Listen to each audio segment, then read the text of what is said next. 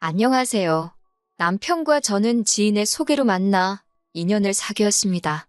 결혼 이야기가 본격적으로 나오면서 양쪽 집에 인사를 드리러 가게 되었는데 그곳에서 놀라운 사실을 알게 되었지요. 그건 바로 남편의 여동생, 그러니까 신우가 제 동창이더라고요. 동창이라곤 해도 신우와 제가 가까운 사이는 아니었지만요. 신우와 저는 같은 반을 한 적도 있지만 성격도 취향도 많이 달라서 같이 어울린 적은 거의 없었습니다. 신우험담을 하고 싶지는 않지만 솔직히 신우는 거짓말쟁이로 유명했거든요. 게다가 신우가 대학을 지방으로 간 이후로는 어떻게 사는지, 잘 지내는지 그런 소식조차 들은 적도 없어요. 궁금한 적도 없었고 그렇게 보낸 세월이 10년이었으니 서로 어디 가서 친구라고 하기에는 무리가 있어요. 그런데 그런 신우를 시댁에 인사를 드리러 간 날 다시 마주치게 될 거라고 누가 상상이나 했을까요? 그래도 어쩐 일인지 신우가 먼저 절 알아보고는 너무 반가워하더라고요. 긴장을 너무 많이 해서 청심환까지 먹었던 저로서는 먼저 친한 척하며 다가와주는 신우라도 있으니 저 역시 반갑기도 하고 동시에 다행이다 싶었네요. 게다가 어머님께선 저와 신우가 동창이란 걸 아시고는 인연도 이런 인연이 어디 있냐면서 당신 딸 친구면 당신한테는 딸이나 마찬가지랍니다. 그러면서 앞으로 며느리가 아니라 딸이다 생각하고 아껴주시겠다 하시대요. 이후로 양가 가족들의 환영과 축복 속에서 저와 남편은 부부의 연을 맺게 되었습니다. 집은 시댁에서 멀지 않은 곳에 얻었어요. 남편 나이도 있고 해서 신혼은 1년 정도만 즐기고 바로 애를 가질 생각이었는데 어머님께서 아이를 봐주신다 하셨거든요. 친정부모님께 부탁드릴 수 없었던 이유는 친정아버지가 건강이 안 좋으셔서 지방에서 요양을 하고 계셨기 때문입니다. 그래서 제게는 시댁 근처에서 사는 것도 불편하기보다는 오히려 다행이다 싶은 일이었어요. 하지만 집에 이사를 하고 나서야 알게 된 사실이 있었습니다. 그건 바로 근처에 시댁만 있는 게 아니라 신우네와 아주버님네도 있었다는 거예요. 시댁 식구들에게 둘러싸여 살게 된 거라고 생각하니 벌써부터 머리가 아프고 속이 다 갑갑해지더군요. 저는 남편에게 왜 미리 말하지 않았냐고 따졌습니다. 그러자 남편은 무슨 말이냐며 자기는 분명히 말했었다며 딱 잡아떼는데 진짜 어이가 없어서 그렇다고 그런 일로 파혼을 하겠다 하자니 그건 그거대로 쪽팔리잖아요. 결국 남편한테 신나게 퍼붓는 것 말고는 할 수 있는 일이 없었네요. 그래도 다행히 결혼하고 한 반년까지는 시댁 식구들 근처에 사는 게 생각했던 것만큼 나쁘지는 않았어요. 어머님 아버님이 일주일에 한 번 이상 온 가족이 모여서 식사하기를 바라시는 게 그게 조금 부담스럽기는 했는데 시쳇말로 저 혼자 독박 쓰는 건 아니었고 형님도 있어서 그럭저럭 위로가 되었지요.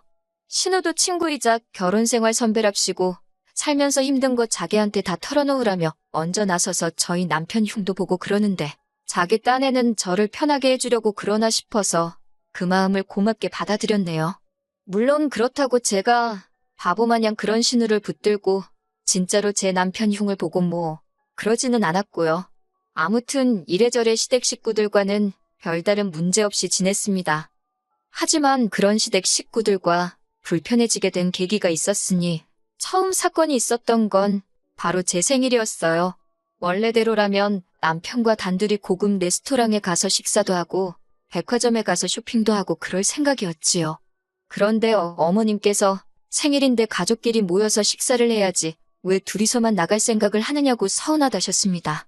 솔직히 제 입장에서야 생일만큼은 남편과 단둘이 오붓하게 보내고 싶었지만 시집 온 지 1년도 안 된 며느리 입장에서 생일만큼은 따로 보내자 소리를 하기가 쉽지는 않았지요.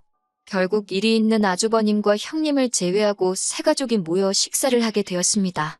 말이 나와서 말이지만 제 생일은 그저 핑계였을 뿐 제 의견은 하나도 중요하지 않더라고요. 식당도 메뉴도 전부 다 아버님이 하시고 싶은 대로 정해졌으니까요. 아버님께서 오랜만에 양고기가 드시고 싶다 하셨는데 저는 양고기는 냄새 때문에 원래 잘 안 먹습니다. 제 생일이기도 하니 제가 양고기는 다음에 드시고 오늘은 다른 거 먹자고 했어요. 그런데 남편이 그냥 양고기 먹으러 가잡니다. 모처럼 어머님 아버님 모시고 외식하는 건데 드시고 싶다는 거 먹으러 가는 게 좋겠다나요? 어이가 없고 속도 상했습니다. 남편도 제가 양고기를 먹지 않는다는 걸 잘 알고 있었으니까요. 결국 다들 양고기 타령은 해대지. 저는 힘없는 며느리일 뿐이지. 이래저래 짜증만 솟구쳐서 이럴 거면 차라리 집에서 혼자 물마른 밥에 김치나 먹었으면 좋겠다 싶더라니까요. 안 간다 할 수 없으니 울며 겨자 먹기로 따라갔습니다. 아니나 다를까 입에 안 맞아서 못 먹겠더라고요. 그러자 어머님이랑 신우가 한다는 소리가 생긴 거랑 다르게 되게 예민하답니다. 걱정해주는 말투긴 했지만 제가 꼬인 건지 곱게 안 들리대요. 그렇게 식당에서 한창 식사를 하는데 신우가 갑자기 맞다 그러더니 가방에서 주섬주섬 뭔가 꺼내서 저에게 주더라고요. 열어보니 그 안에는 명품 브랜드의 지갑이 있었습니다. 그러면서 한다는 말이 너 이런 거 못 들어봤지? 그러는 거예요. 황당한 제가 못 드는 게 아니라 필요가 없어서 안 사는 거라고 한마디 했습니다. 그런데 남편이 제 옆구리를 쿡 찌르며 그냥 고맙다고 하고 받으면 되지 왜 주는 사람 민망하게 그러냐입니다. 어머님 아버님께서도 못 들어봤건 안 들어봤건 당신 딸 덕분에 제가 명품 지갑도 가져보는 거 아니냐며. 저더러 복도 많답니다. 이렇게 며느리 생일을 챙겨주는 시부모도 흔치 않은데 올케 선물까지 주는 신우도 있고 저더러 우리 며느리 좋아서 기분이 째지겠다며 저것 봐 입 찢어지네 그러더라고요. 정작 저는 신우의 말과 어머님의 자화자찬에 있는 대로 빈정이 상하는 상황이었는데 말이지요.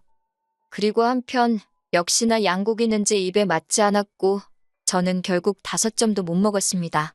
그런데 다른 사람들은 얼마나 잘 먹었는지 꺽꺽 트름을 해대느라 난리대요.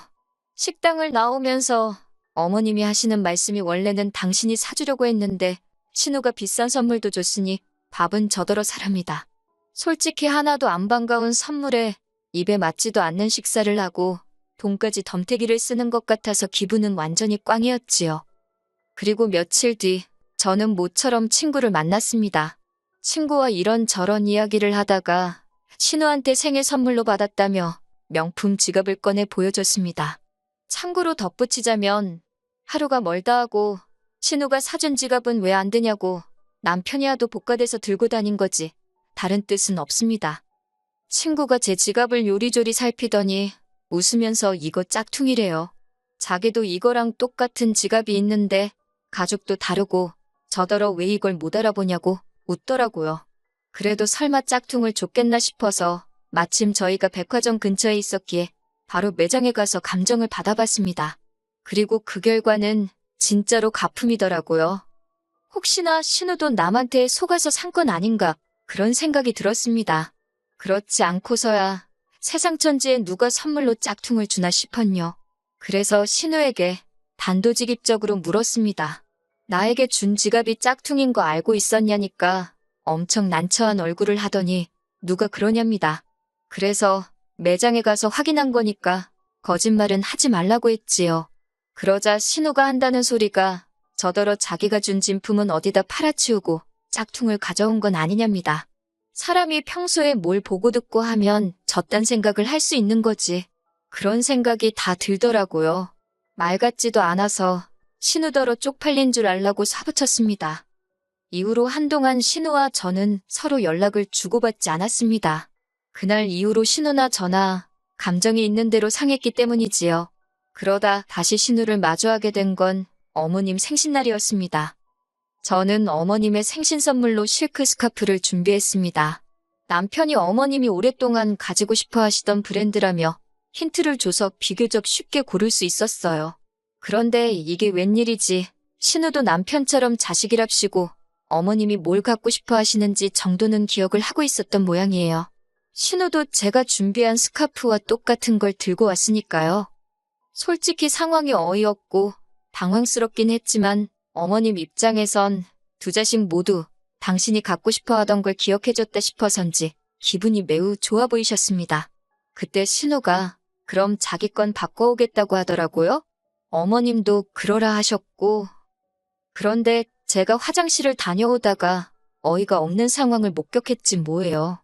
신우가 자기가 사온 스카프하고 제가 어머님께 드린 스카프를 바꿔치기를 하고 있더라고요. 어이가 없어서 지금 뭐하냐고 소리를 쳤더니 신우가 놀래가지고는 비명을 꽥 질렀습니다. 그러자 부엌에 모여있던 어머님 아버님과 남편, 그리고 신우 남편까지 거실로 나왔고 신우가 쪽팔린 건 아는지 이도저도 못하고 서 있더라니까요. 제가 신우더러 아가씨 지금 방금 뭐 한 거냐고 왜 스카프를 바꿔치기를 하냐고 따졌습니다. 그러자 신우가 자기가 언제 그랬냐면서 그냥 진짜 똑같은 건가 한번 확인해 본 거래요. 그런데 순간 신우가 또 시어머니 선물이랍시고 짝퉁을 사왔나 보다 하는 생각이 퍼뜩 들더군요. 자기가 사온 짝퉁을 자기 어머니가 쓰게 두고 가고 진짜인 내 걸 지가 챙겨가려고 했구나 싶더라고요. 도둑이 별건가요? 남이 거 가져가면 그게 도둑이지. 제가 신우 손에서 제가 사간 스카프를 뺏었습니다. 그리고는 제 물건에 손 떼지 말라고 했지요. 그러자 그 모습을 본 어머님께서 저더러 왜 신우한테 그런 식으로 행동을 하냐입니다. 어머님은 저와 신우 사이에 있었던 뒷 일은 모르시니까 저러시는구나 싶어서 아차 싶더라고요. 저는 어머님께 죄송하다. 그런데 저번에 신우가 준 지갑이 가짜였다. 그런데 신우는 자기가 준 진짜를 제가 가짜로 바꿔치기 했다고 하더라. 제가 못하러 그런 짓을 하겠냐. 그런데 이번에도 신우가 또 가짜를 사와서는 진짜인 제 거랑 바꿔가려는 것 같다고 사실 그대로 말씀드렸네요. 그러자 옆에서 듣고 있던 신우가 대뜸 억울하다며 울어버리대요. 어이가 없어서 무슨 초등학생도 아니고 울면 장땡인가요? 그런데 한참 듣고 계시던 어머님께서 저더러 가짜냐 진짜냐 그런 게 그렇게 중요하냐입니다.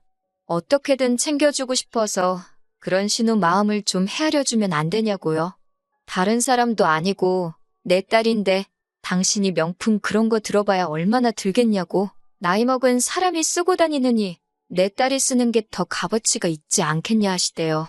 그러니까 자기는 신우가 사온 거 쓸 테니 제가 사온 건 신우한테 그냥 주라고 하시더라고요. 내가 어머님 쓰시라고 내 돈 주고 사온 거지. 신우 사줄 거면 내 돈이나 썼겠냐고. 그럴 생각 없다고 했습니다. 신우도 저한테 저번에 짝퉁을 진짜라고 하고 주지 않았냐고. 신우한테 줄 거 있으면 저도 신우가 했던 대로 짝퉁 사다 주면서 있는 생색 다 내면서 줄 테니 제가 사온 건 신우한테 줄 생각 없다고 도로 가져가겠다고 했어요. 그러자 지금 며느리가 시애미 가르치려 드냐입니다. 평소에도 당신과 당신 딸을 얼마나 무시했으면 시애미 앞에서 신우 못난 점을 이르는 거냐며 시댁 식구들한테 둘러싸여 욕을 먹으니 그거 참 기분 더럽더라고요.